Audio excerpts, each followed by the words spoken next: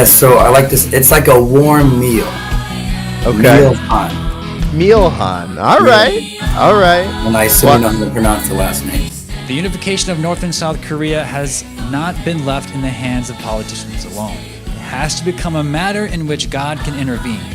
Reverend Moon is working hard day and night to have his worldwide foundation help achieve the unification of North and South Korea in accordance with the will of God and construct the ideal world. And so when they found Jesus, like, it just went crazy. In fact, I think in Pyongyang was like, they call it the Jerusalem of the East. And the war hawks in the United States advocated the destruction of nuclear facilities. So in other words, there are people who, they don't like peace. They don't like to make negotiations and love unconditionally. They just say, just blow the place up. Forget denuclearization, just blow up the nukes. Who cares about all this waste of time? And that will never work. That will just breed more hatred. And it'll just create more issues. We've seen that happen time and time again. War never helps. This is where it starts. Peace starts when we mourn the loss of the cost of our leadership, our lack of leadership, a lack of innovation, Caleb. Our lack of innovation has caused all of this. And so we should, I'm saying we should all repent. You have the American flag and the North Korean flag. So we're honoring, we're respecting the Korean culture. You know, they're walking together here, and they put on a whole Singapore summit just to have more dialogue, more respect, more dialogue. We educated them, we helped them, and they were willing to respond. I tell people social media isn't real, Facebook isn't real, YouTube isn't real, but what we do here, this is real.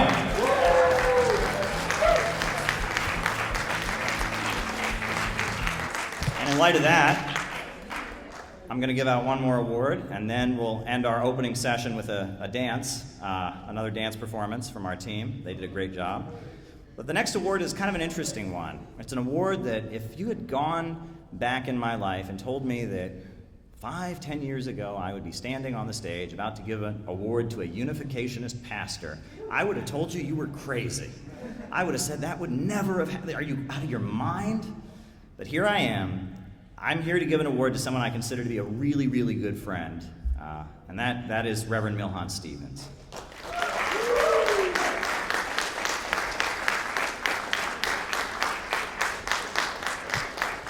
If you see that banner, the reason that banner was mentioned in New Yorker magazine, and the reason that banner was outside of Madison Square Garden, that's because of this guy, Reverend Miilhan Stephens.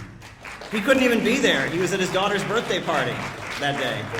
But we found out that Trump was coming to Madison Square Garden, and he was going to be there, and we thought we have to get this message there. And so we got it there. And it was amazing. Church was letting out, and he had to go to his daughter's birthday party, but he said to everybody, if you really want to help get the message of peace out there, let's get this banner out there. And it's because of him that this banner was mentioned in New Yorker magazine. Thousands and thousands, I think there was like 25,000 people at the Trump rally.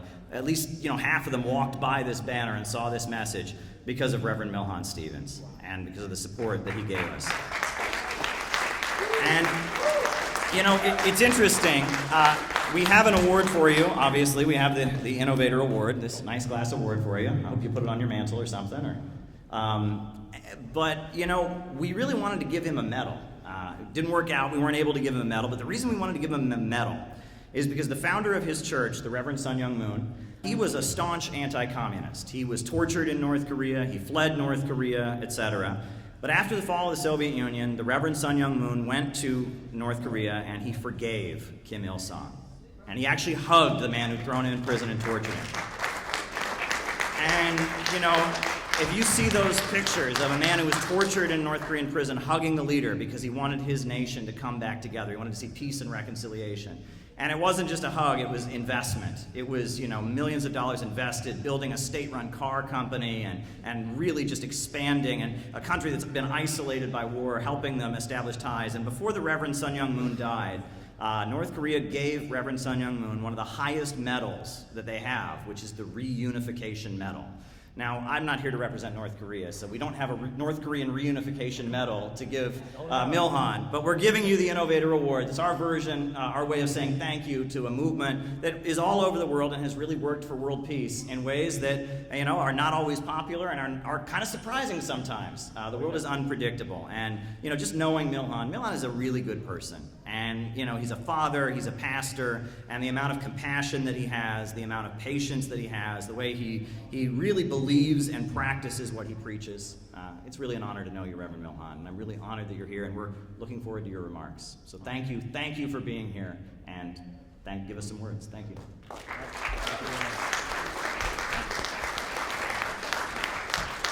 Thank you, Caleb.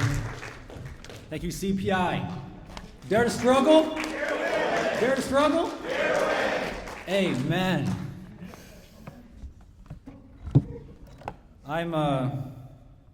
I feel like this award I have yet to earn, but I will receive it on behalf of the Family Federation and just as a pastor, born and raised into a church that's connected all over the world and has been unpopularly fighting for peace.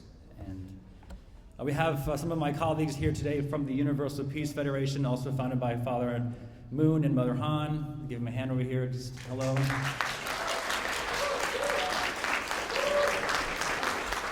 Yeah, the Universal,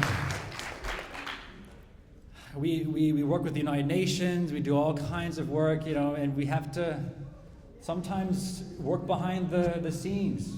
And we've done a lot of unpopular things. So we're not a stranger to persecution, and which has happened to be the way I met with Caleb from the beginning.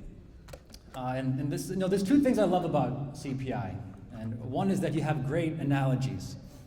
And this one that Caleb mentioned on YouTube was kind of knowing our place. What can we actually do to make a change in the world? And he described this boulder coming down. And it's ugly, and it's destructive. Everything's going to come apart. It's almost like unavoidable about this boulder, this great change that's about to happen. But our role is not to catch that boulder and toss it to the side. That's impossible. Who are we? We're just one in a billion, several billion people. But what we can do is nudge it away from our families, away from our loved ones, away from humanity. And that's what CPI is doing, and that's why I really admire, for one. So give a hand for yourselves for being part of this movement. The second one is that you're fearless. You'll step way out of your comfort zone. I can't say I can do that. When Caleb first came to our church, he was excited to meet with me. And when he described, we had our first sit-down coffee, and he talked to me about communism. And I have an allergic reaction to that. I had an allergic reaction to that word.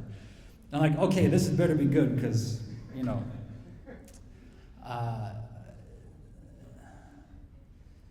but the fact that he stepped out and reached out to me, I think that was really admirable, and I had to pay attention to that. And I understood more about the nuance behind communism, and actually I felt like I was in a different world, but doing the same thing, trying to make a world of peace. So let's come together. Let's figure this out. All right, if I could put it in one word, what is peace? I feel like we owe that definition to our future children. What is peace? And I believe peace is not just ending wars or the absence of conflict. I believe there's always going to be conflict as long as we're all God-given uniqueness exists.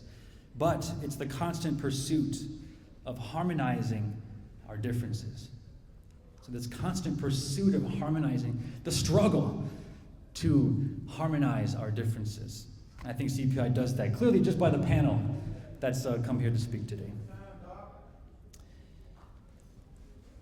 I know you want to hear a good pastor preaching too long joke, but I'm not going to give it to you because I'm going to be on time today.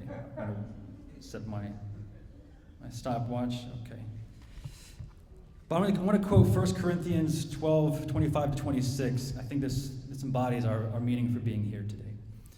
That there may be no division in the body, but that the members may have the same care for one another. If one member suffers, all suffer together. If one member is honored, all rejoice together. I feel like our victory to bring peace, a little more peace this generation, is all of our victory, and we can share in that together. And also just the search for those precious young leaders that Angela talked about. That they're out there, and they're in all these countries that we think are so evil. They're in there. I think CPI serves to protect those young people, give them a platform where they can speak out and be an agent of change. And so if you were to ask me, can anything good come out of North Korea? I would say yes.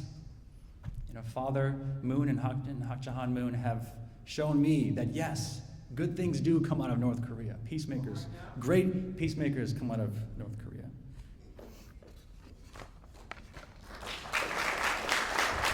In all parts of the world.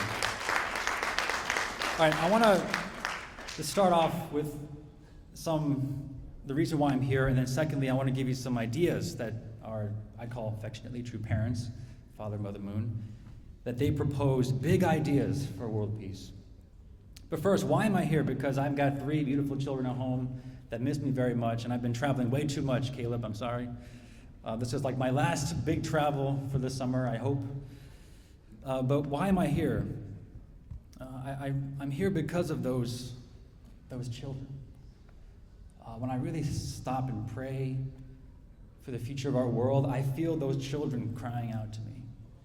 I feel them. They're coming in groups, but also individual children who have a calling from God, something that they need to put into the world, but they're silenced and they're afraid to speak up. I'm here for them. And, forgive my French, but Angela started it, so we need to get our shit together. We need to get our shit together, all right? I would love to give my daughter on her 21st birthday world peace. That'd be awesome. She's 10 years old, so we got 11 years, okay? But I think that's their right to have that. And so I want to just speak from Malachi 4:5-6 and kind of give us a clue of how do we get there. Behold, I will send you Elijah the prophet before the great and awesome day of the Lord comes, and he will turn the hearts of fathers to their children, and the hearts of children to their fathers, lest I come and strike the land with a decree of utter destruction. That boulder's coming. Destruction is coming. Unless we turn the children to the parents, the parents to the children. So many of our parents are ignoring the cries of our children. We're just leaving them alone all the time with their devices. And then we're drugging them up to kind of stop this reaction they're having of all the fear that they live each day. There's no one they can trust anymore. We've kind of conditioned society to not trust anyone. So we need to protect our children and get our stuff together. And find that one child who could save this world. And the 10 million more who probably could. I'm quoting from Google Dolls there. Great song I can share with you. Okay, so because I'll also say it's urgent now more than ever because of artificial intelligence. And yes, maybe I've watched too many YouTube videos about this, but artificial intelligence, I think, is forcing us to understand what does it mean to be human, but also it gives us so much power that we have to create. We have to continue to keep up and to create more and more.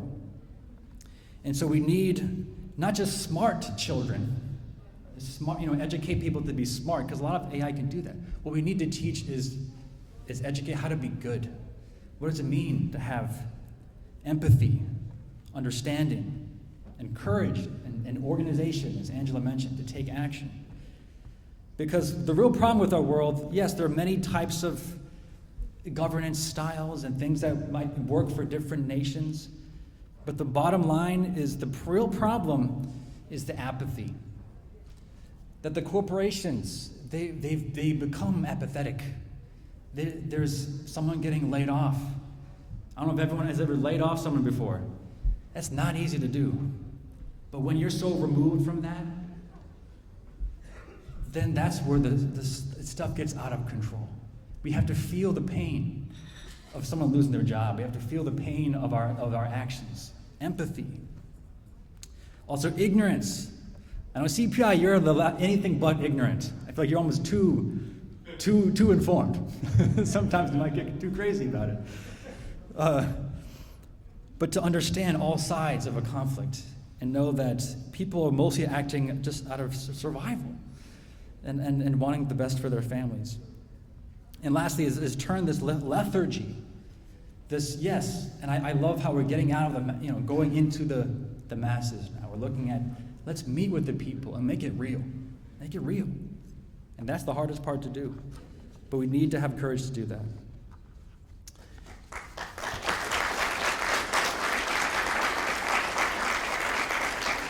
Okay, so I have a list of these big ideas, basically free ideas for Elon Musk, if you're watching, from Father Mother Moon.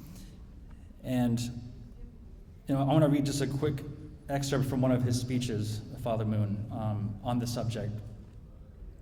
He says, "Now is the time, as the prophet Isaiah taught, to beat our swords into plowshares and spears into pruning hooks. Humankind must end the perverse cycle of sacrificing our children's lives and squandering astronomical sums of money to fight wars." I had a deep prayer once asking God, how do we bring the world together? What kind of activities can we bring the parents and children? And, watching the Russian dance performance of it. Let's give another hand to our Russian performing dancers back there. I felt God coming down hard and saying, why don't you use your God-given creativity to make peace, to make us entertain us? Good stand-up comedy acts that are wholesome for children to watch. We need to get creative, use that energy to create things that bring the world together, not put so much money into weapons. Let's get a little more creative. I think, I want to say, Rage Against the War Machine, to the whole war machine. Let's just say, ew. I'm done. All right, it's so outdated. I'm sorry. That's so old school. Can you get a life? Get a life. Seriously. Okay, so here's some ideas. The first one, and I'll never forget when Father Moon first he proposed this project back in, 2000, when was that, like 2007 or 6 or something. He said, let's build a tunnel across the Bering Strait. Right? I think, there's a banner over there that Caleb was made to just put that vision in our mind. And not only this is not just, there might be some economic or more exchange and more trade is good for peace. But I'm thinking about education as well. I know Father Moon often talks about, let's put the Pacific Ocean in the middle of the world map. I don't know, maybe something, well, not quite like that, but something like this, maybe. But just the Pacific Rim in the middle. And then what you see is America and Russia, like two brothers trying to hold hands, right?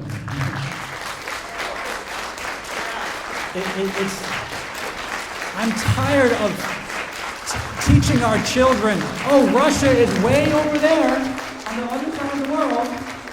We're on the east. They're on the west. Like this is some kind of West Side Story, some Romeo and Juliet story. No, it's not. This is our neighbor. You don't piss off your neighbor. I lived in Harlem for a year and a half. People wonder, how did you, weren't you afraid of getting shot? In fact, we had gunfire on our street the first day of school. My wife didn't hear it, but, I heard it. And what I tell people is well, then just don't piss anybody off. And they won't shoot you. How about that? You ever think about that? Just don't piss people off. Be respectful and be honest. You're ignorant. We have no clue. Start there and learn. So build a tunnel. I know Elon's making tunnels under Las Vegas, so it's a big one. I'm sure you can make lots of bricks out of those. Next is one that really resonates with me is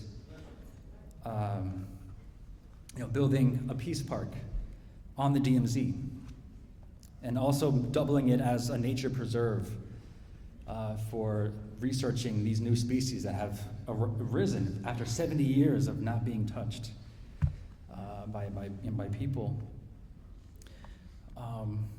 And what's really moving about this was, Mother Moon in her memoir, she talks about how there's no memorial on Earth that honors both sides of a war or a conflict. Not one. Can you believe that? We get really patriotic, and nothing wrong with being patriotic. But there's no winners in a war. There's only losers. There's only the mothers losing their sons.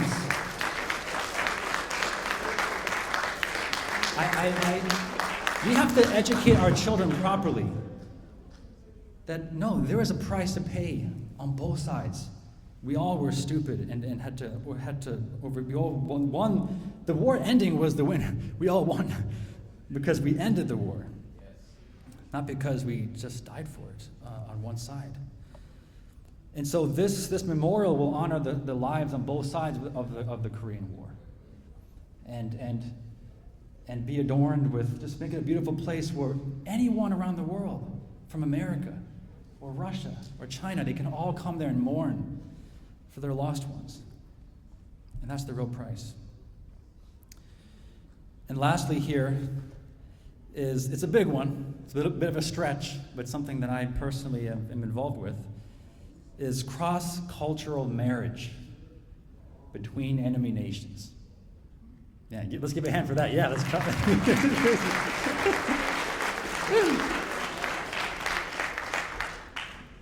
This is the one thing that I know Father Moon and Mother Han have been famous for is matching people together. And that, frankly, the people who are willing to let them match them in this kind of way. And if I can, I would also receive this award on behalf of my own parents, because they came from opposite sides of World War II. Father Moon has matched many Japanese and Americans. My father's American, my mom is Japanese. And the story goes, of course, they both joined this radical church. And my father, when he told his parents that he is marrying a Japanese lady, they're like, oh, that's cool, son, trust you, you're a smart guy, you figure that out, okay, good for you, happy for you. And my grandfather served in the army in World War II, doing some air type work. And then on my mother's side, when she went to her parents, telling them about she's married this American, they disowned her. They said, we're done with you. There's no way we could accept that marriage. But just like Father Moon said, when my oldest sister was born, it completely changed. So how can I hate my grandchild? It's just impossible.